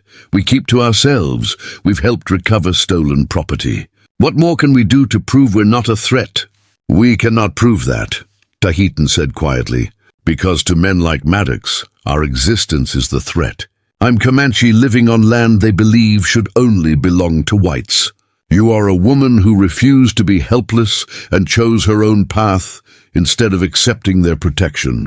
We represent change they fear. No amount of good behavior will change their minds. We can only be ready for what comes next."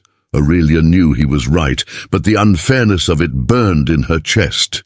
She'd followed every law, paid every debt, worked harder than most men in the valley, and still it wasn't enough. Still, she was being punished for daring to survive on her own terms.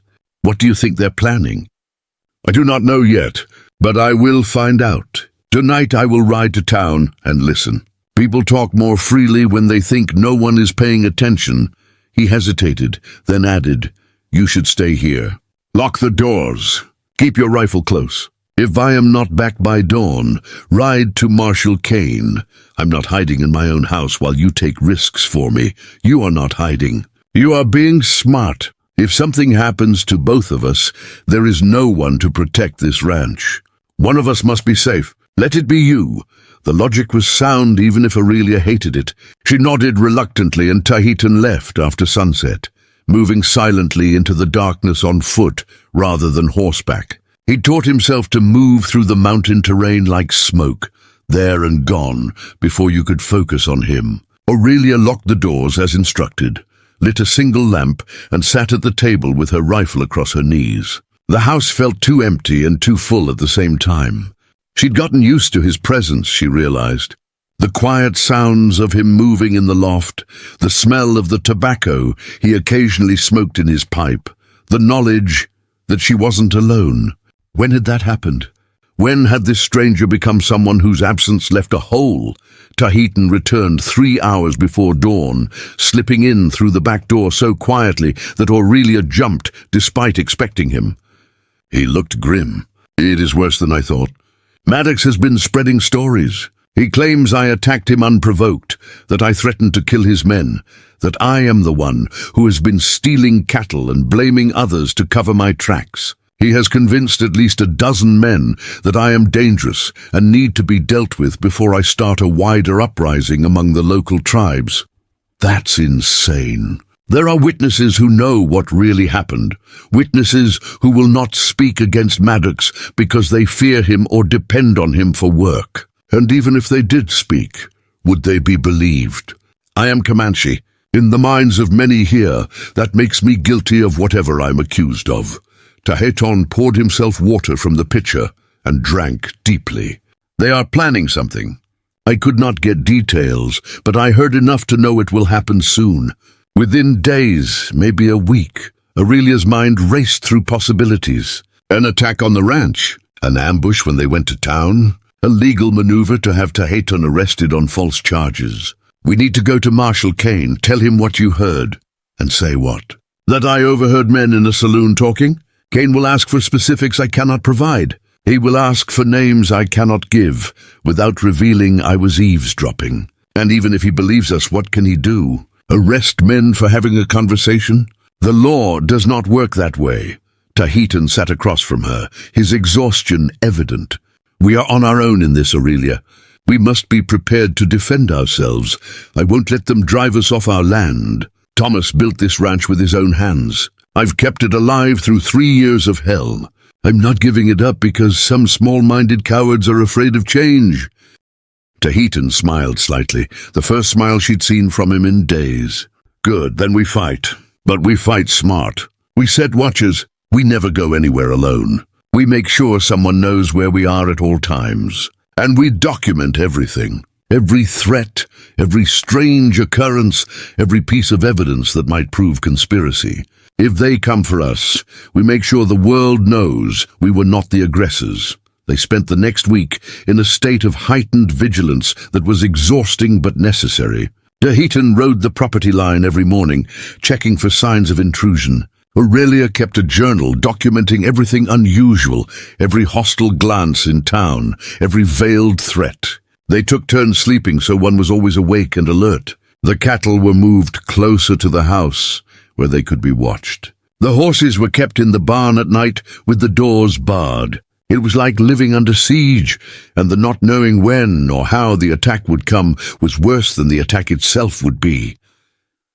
The blow came from a direction neither of them anticipated. On a Tuesday morning in late April, Marshal Kane rode to Cross Creek Ranch with his deputy and 2 territorial rangers. Aurelia's heart sank when she saw the grim expressions on their faces. Kane dismounted slowly, his hand resting on his gun belt in a gesture that might have been casual but wasn't.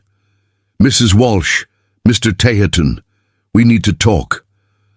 "What's this about, Marshal?" Aurelia asked, stepping onto the porch with Teherton beside her. She'd been mucking stalls and was covered in dirt and straw, hardly the picture of dignity, but she held her head high anyway. Kane pulled a folded document from his coat. "I've received a formal complaint from Clayton Maddox. He claims that on March 3rd, your husband assaulted him on his own property, broke his wrist, threatened his life, and stole cattle belonging to him. He's demanding that Teherton be arrested and charged with assault, theft, and terroristic threatening." "That's a lie," Aurelia said flatly. "Maddox stole our cattle. We went to retrieve them and found 7 other stolen animals in his pen. Teherton defended us when Maddox drew a weapon. It was self-defense, not assault. Do you have witnesses to corroborate that version?" His 2 ranch hands were there. "They saw everything. I spoke to them. They claim Teherton attacked without provocation and that the cattle in question belonged to Maddox through legal salvage of abandoned stock." Kane's expression was sympathetic, but unyielding. "It's your word and theirs, Mrs. Walsh, and unfortunately, given the circumstances, the territorial judge is inclined to believe documented property owners over a Comanche man with no legal standing prior to your marriage. He has legal standing now. We're married. That makes him a citizen with full rights. That's a legal gray area that's being debated in territorial court. Until it's resolved, his status is questionable." Kane shifted his weight uncomfortably. "I don't want to do this, Mrs. Walsh, but I have to follow the law. Teherton needs to come with me to Redemption to face charges. There'll be a hearing in front of the judge next week. If he's innocent, it'll get sorted out. And if the judge is biased, if the hearing is rigged..." Teherton spoke for the first time, his voice calm but edged with steel. "I have seen frontier justice, Marshal. It does not favor men who look like me. If I go with you, I may not live to see trial. You have my word you'll be protected while in custody. Your word is not enough when angry men want blood." Teherton's hand moved to rest on the knife at his belt. Not a threat, but a statement. "I will not go peacefully to a cell where I can be murdered and called a suicide. If you want me, you will have to take me by force. Are you prepared to do that?" The tension ratcheted to a breaking point. The deputy's hand moved toward his pistol. The rangers shifted their positions to flank the porch. Marshal Kane held up a hand to forestall violence. "Don't make this harder than it needs to be, son. Running makes you look guilty. Standing my ground makes me look strong. There is a difference." Teherton met Kane's eyes without flinching. "I know what Maddox is doing. This is not about justice. This is about removing me so he can move against my wife without opposition. If I am gone, she is vulnerable. I will not allow that." Aurelia stepped forward, placing herself between Teherton and the lawman. "Marshal, you know this is wrong. You know Maddox is lying. Are you really going to arrest an innocent man just because it's easier than standing up to a bully?" Kane's face hardened. "I'm doing my job, Mrs. Walsh. Don't make me do something I'll regret." "Step aside." She didn't move. "No, you want him, you go through me. Mrs. Walsh, I can arrest you too for obstruction. Don't test me, then arrest me. Arrest us both. Throw us both in your jail. At least then we'll be together when Maddox's mob comes for us." Aurelia's voice rang with conviction that surprised even her. She wasn't backing down. Not now, not ever. Kane stared at her for a long moment, and something shifted in his expression. Respect, maybe, or recognition of just how far she was willing to go. He lowered his hand from his gun and took a step back. "I'll give you 48 hours. 2 days to figure this out. After that, I'm coming back with a warrant and enough men to take you both in by force, if necessary. Use that time wisely." He remounted his horse, and the other lawman followed suit. They rode away without looking back, and Aurelia watched them disappear down the valley road before her knees gave out. She sat heavily on the porch steps, her whole body shaking with adrenaline. Teherton sat beside her, close enough that their shoulders touched. "That was foolish," he said quietly. "Standing between me and armed lawmen. You could have been shot, so could you. At least this way we both survived." Aurelia let out a shaky laugh. 48 hours. What do we do with 48 hours? We prove Maddox is lying. We find evidence of his conspiracy. We go on the offensive instead of waiting to be destroyed. Tahitian stood and offered her his hand. She took it and let him pull her to her feet. We also prepare for the possibility that evidence will not be enough. If the law is corrupted, we may need to leave. Start over somewhere else. Leave Cross Creek? Never. This is our home. A home is people, not land. Wherever we are together, that is home. The land can be taken. We cannot. His words hit her harder than she expected. He was right, of course. The ranch was just dirt and timber and grass. What mattered was the life they were building, the partnership they'd forged. But abandoning Cross Creek felt like surrendering, like admitting Thomas's dream and her sacrifice had been for nothing. She couldn't do it, wouldn't do it, not without exhausting every other option first. They spent the rest of the day planning.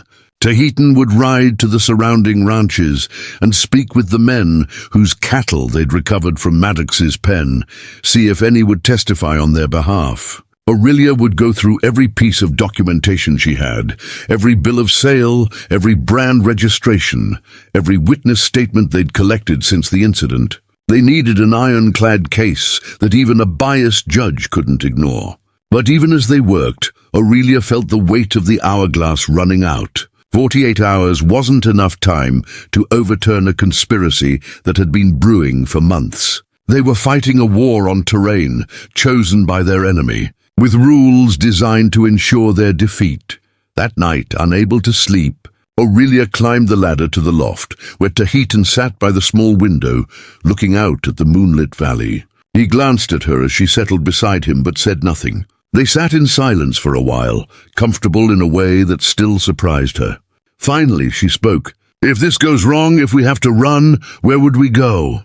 West to California, maybe? Or Oregon? Places where the law is newer and more flexible. Places where a mixed couple might be able to disappear into the crowds." He paused. "But I do not think it will come to that. You are not a person who runs, Aurelia, and I am not a person who hides. Whatever happens, we will face it here on this land together, even if it kills us. Even then, some things are worth dying for. Honor is one. Home is another. You are both." The words hung in the air between them, heavy with meaning that went beyond their practical partnership. Aurelia turned to look at him, really look at him, and saw in his eyes something she hadn't expected to see. Not just respect or loyalty, but something deeper. Something that looked dangerously like the beginning of love. Her breath caught. When had that happened? When had this arrangement of convenience become something real? Before she could respond, before she could even process what she was feeling, a sound shattered the quiet. Breaking glass, shouting, the orange glow of fire suddenly visible through the window. Tahitian was on his feet instantly, grabbing his rifle. Aurelia scrambled down the ladder after him, and they burst out onto the porch to see their barn engulfed in flames. The horses were screaming inside, trapped. The heat was already intense, the fire spreading with impossible speed. This was no accident. Someone had doused the barn in accelerant and lit it deliberately. And somewhere in the darkness beyond the firelight, Aurelia heard laughter. "Get the horses!" she screamed, running toward the barn. Tahitian was faster, reaching the door first and kicking it open. Smoke billowed out, thick and choking. He plunged inside without hesitation, and Aurelia followed, her eyes streaming, her lungs burning. They found Tempest and Flint panicked in their stalls, wild with fear. Tahitian cut them loose, while Aurelia threw blankets over their heads to calm them enough to lead them out. One by one, they got the horses to safety, then went back for the milk cow and the calf that had been born 2 weeks ago. By the time they had all the animals clear, the barn was beyond saving. The roof collapsed inward with a roar, sending sparks spiraling into the night sky. Aurelia stood watching her barn burn, tears streaming down her face from smoke and grief and rage. Everything, feed stores, tools, tack, the seed she'd bought for spring planting, all of it gone. Months of work and years of accumulated resources destroyed in minutes. And in the darkness beyond the fire's light, she heard horses riding away, their hoofbeats fading into the night. Maddox's men. It had to be. This was the real attack, not the legal maneuvering. This was meant to break her spirit, destroy her means of survival, force her off the land through economic ruin. She turned to Tahitan, her face set in lines of absolute determination. No more waiting. No more defense. Tomorrow we end this. Dawn broke over the smoldering ruins of the barn, painting the sky in shades of ash and blood. Aurelia stood in the yard covered in soot, her hair singed, her hands blistered from beating out embers that had threatened to spread to the house. Tahitan moved through the wreckage with methodical purpose, salvaging what little could be saved. A few tools with fire-hardened handles, a length of chain, the iron hinges from the barn door. Everything else was carbon and memory.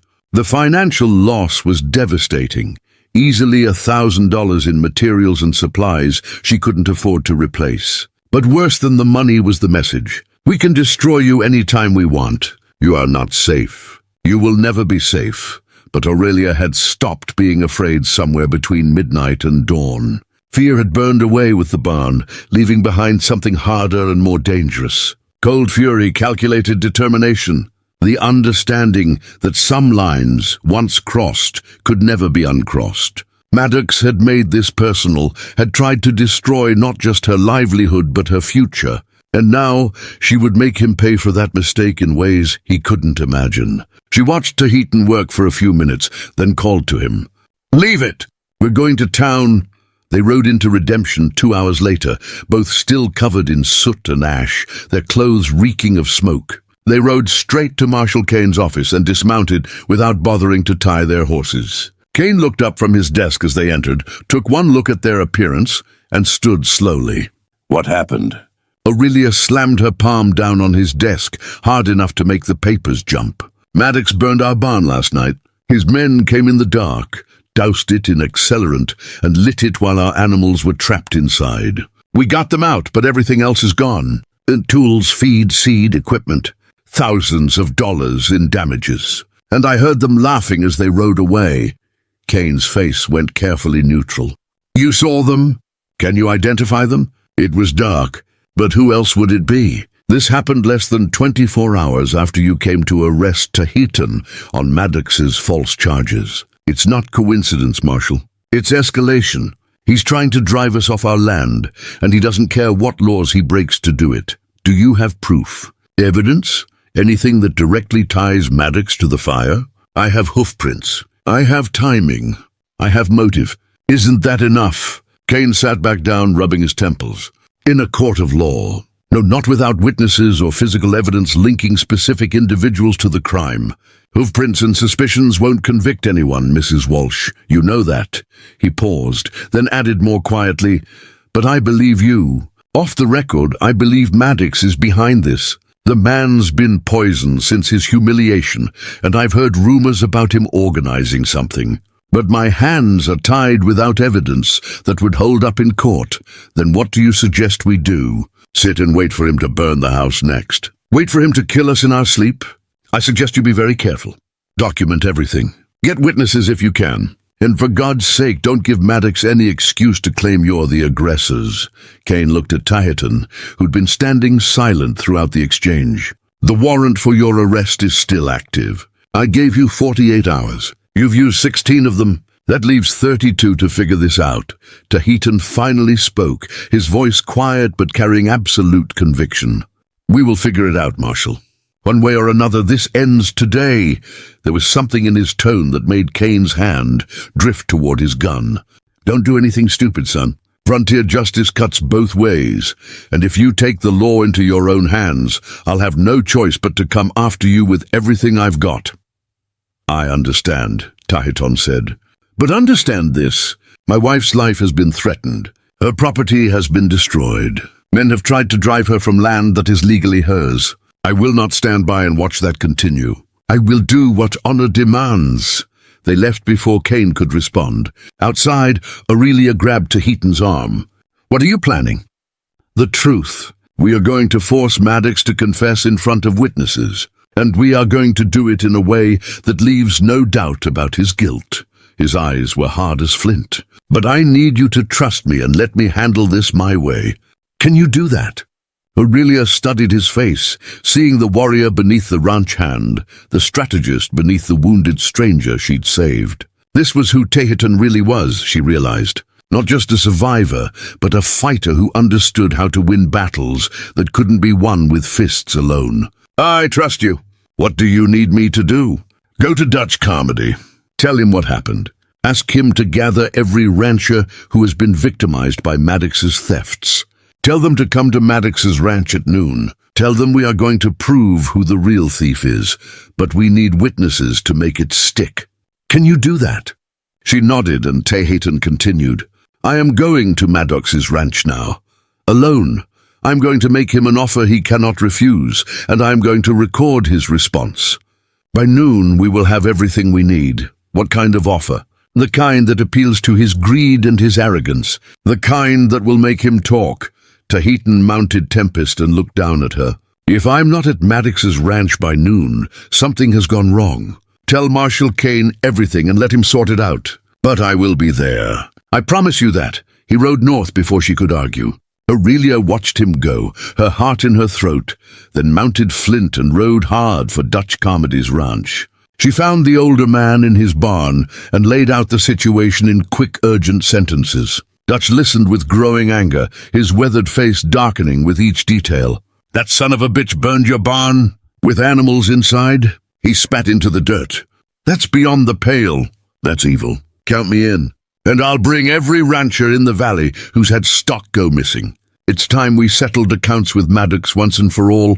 By 11:30, Aurelia was riding toward Maddox's ranch with Dutch and 9 other ranchers. A small army of angry men who'd finally had enough. They carried rifles, but Aurelia prayed they wouldn't need them. Violence would only give Maddox ammunition for his claims that Tehitan was dangerous. They needed justice, not bloodshed. They needed proof. She just hoped Tehitan had found it. As they crested the ridge overlooking Maddox's property, Aurelia saw a scene that made her blood run cold. Tehitan stood in Maddox's yard, surrounded by Maddox and 6 of his ranch hands, all armed. Tehitan's hands were empty, his posture relaxed, but Aurelia could see the tension in the set of his shoulders. This was a powder keg waiting for a spark. Dutch saw it too.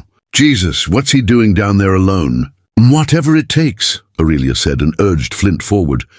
The other ranchers followed. They rode into Maddox's yard in a group, and suddenly the odds had shifted. Maddox's men looked uncertain, hands hovering near weapons but not drawing. Maddox himself looked furious, his face purple with rage. What the hell is this? You bringing a mob to my property, Walsh? Not a mob, witnesses. Aurelia dismounted and walked to stand beside Tehitan. Up close, she could see a thin cut on his cheek and his shirt torn at the shoulder. There'd been a scuffle. But he was standing, and he gave her a small nod that said everything was going according to plan. These men are here to hear what you have to say, Maddox. About the thefts. About the barn. About all of it. I don't have to say a damn thing to you or your savage husband or these fools you dragged along. Actually, you do, Tehitan said calmly. He reached into his shirt and pulled out a small leather journal, the kind used for keeping ranch accounts. He opened it to a marked page and began reading. March 15th. Took 3 head from the Walsh place. Easy work. Woman's too weak to stop us. March 23rd. Hit the Carmody Ranch. 5 head of prime beef. Old man never even noticed. April 2nd. Brennan's horses. 4 mares. Should fetch good money in Denver. Tehitan looked up, his eyes locked on Maddox. Should I continue? Maddox's face went from purple to white. Where did you get that? That's private property. I took it from your office this morning while you and your men were eating breakfast. You should lock your doors better.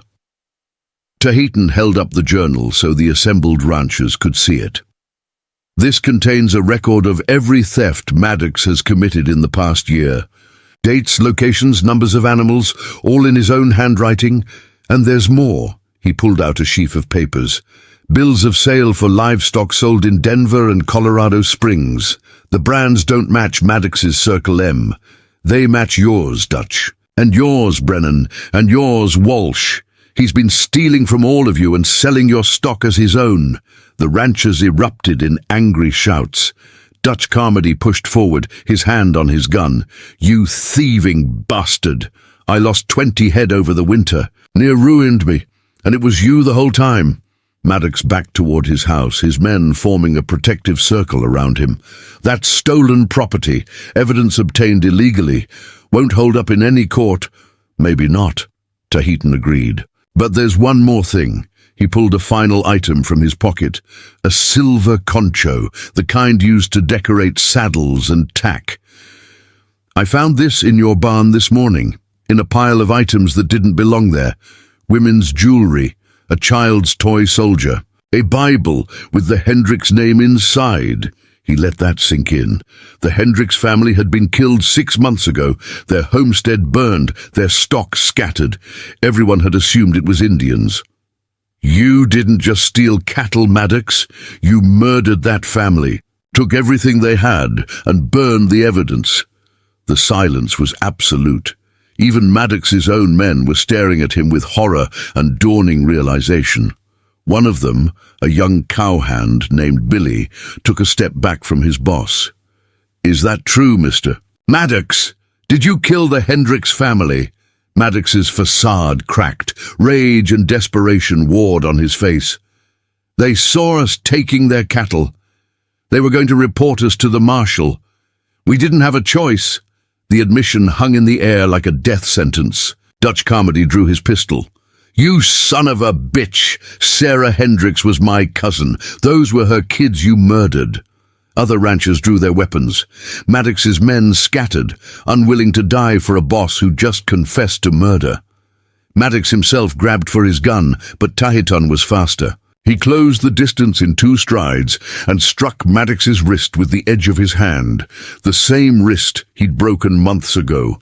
Maddox screamed and dropped the gun. Tahitan kicked it away and forced Maddox to his knees.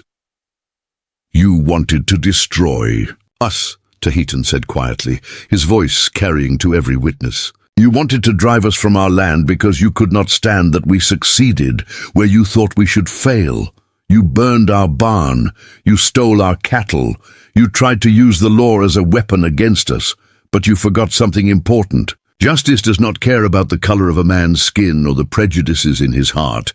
Justice cares about truth, and the truth has destroyed you. He looked at Dutch. Tie him up. We are taking him to Marshal Kane. Let the law handle him now. Marshal. Kane was in his office when the procession arrived, Maddox bound and sitting on his horse, surrounded by armed ranchers who looked ready to lynch him if he so much as breathed wrong. Kane listened to the story, examined the evidence, and read Maddox's journal with an expression that grew darker with each page. When he finished, he looked at Maddox with pure contempt. Clayton Maddox, I'm arresting you for theft, arson, conspiracy, and the murders of James, Sarah, and their 2 children, the Hendricks family. You'll be held in territorial custody until the circuit judge arrives, and may God have mercy on your soul, because no jury in this territory will. He turned to his deputy. Lock him up. Maximum security. And if anyone tries to visit him, I want to know about it. As Maddox was led away, screaming threats and promises of revenge that rang hollow, Kane turned to Tahitan. That was one hell of a gamble you took, breaking into his property, stealing his records. If he'd caught you, he could have killed you legally and claimed self-defense. But he did not catch me, Tahitan said simply, and now justice is served.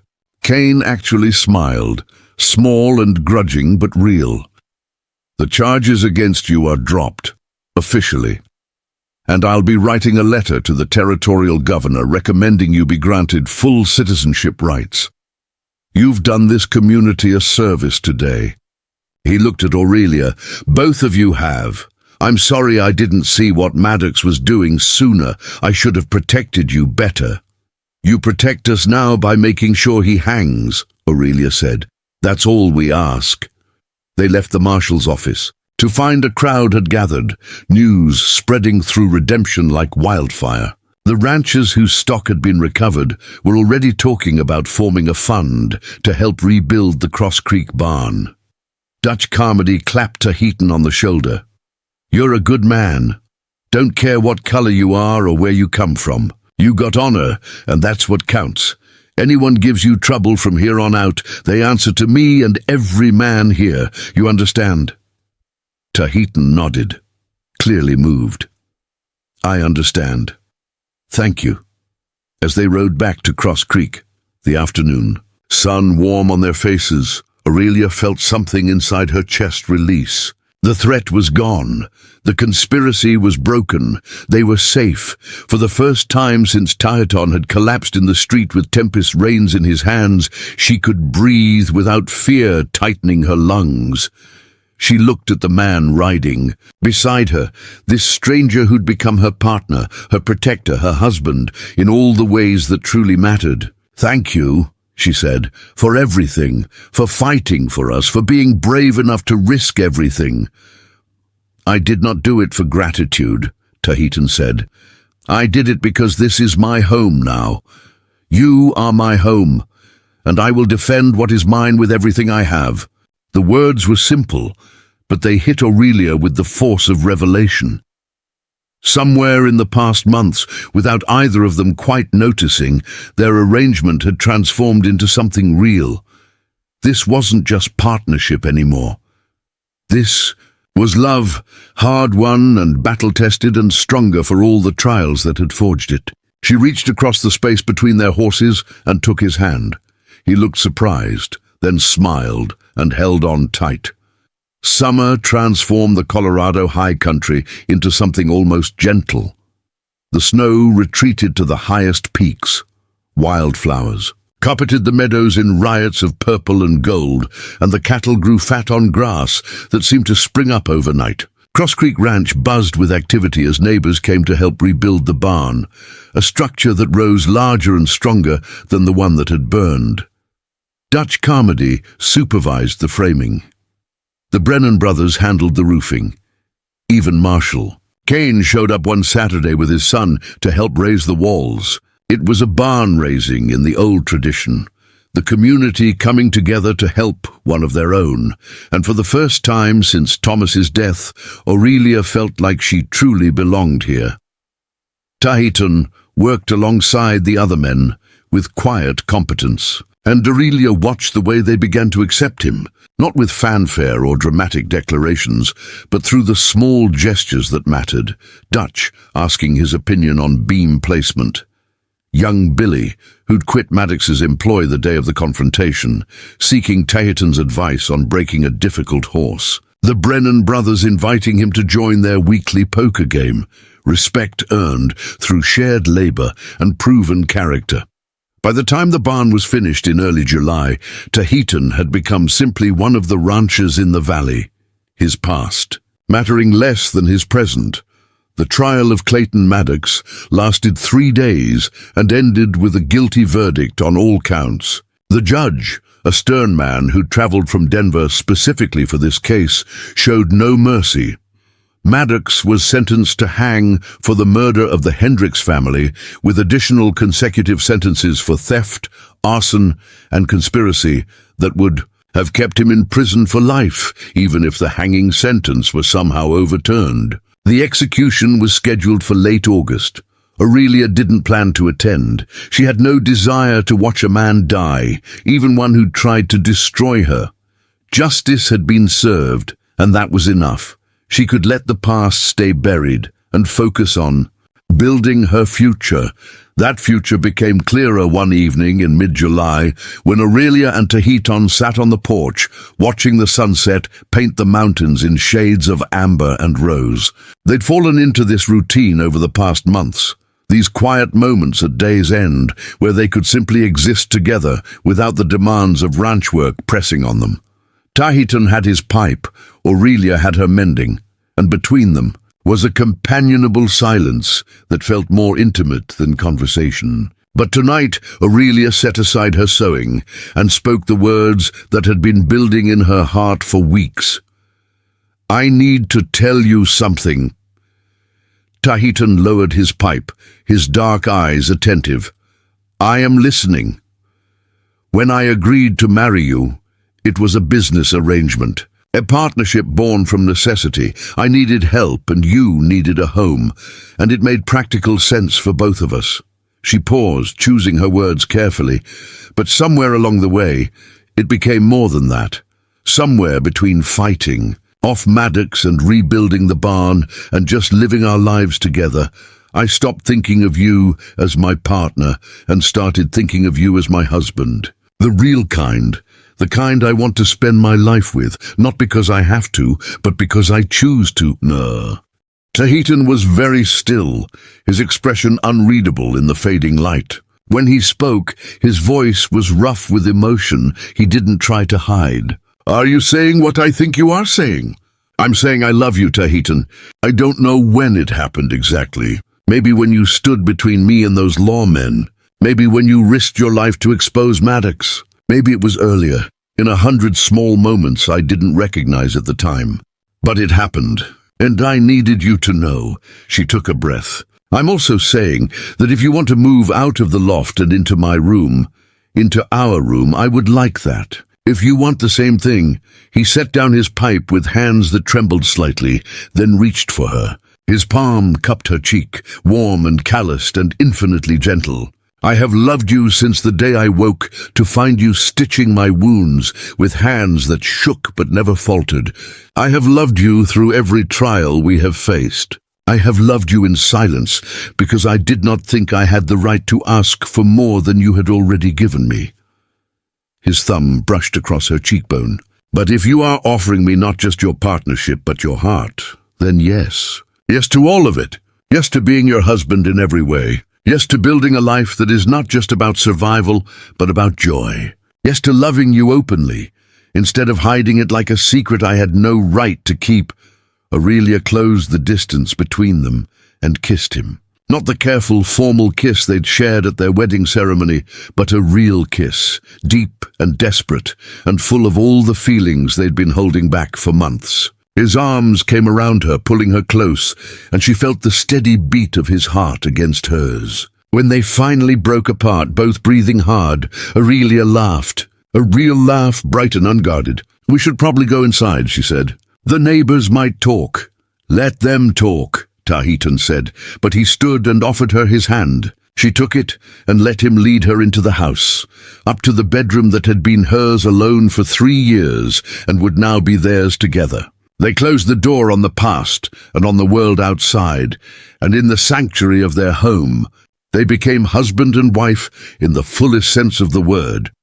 The following months brought a rhythm to their lives that felt almost miraculous in its ordinary beauty. They worked the ranch together, their movements synchronized through practice and intuition. Tahitian proved to have a gift for training horses, and word spread quickly. Ranchers from across the territory began bringing him their difficult animals, paying good money for his patience and skill. Aurelia focused on rebuilding the cattle herd, using Tempest's foal, a strong colt born in September, as the foundation for a breeding program that would take years to fully develop, but promised long-term prosperity.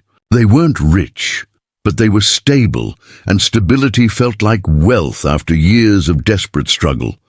In October, Marshal Kane stopped by with news. "Thought you'd want to know. The territorial governor approved Tahitian's citizenship application. You're official now. Full rights and protections under the law." He handed over a document bearing an impressive seal.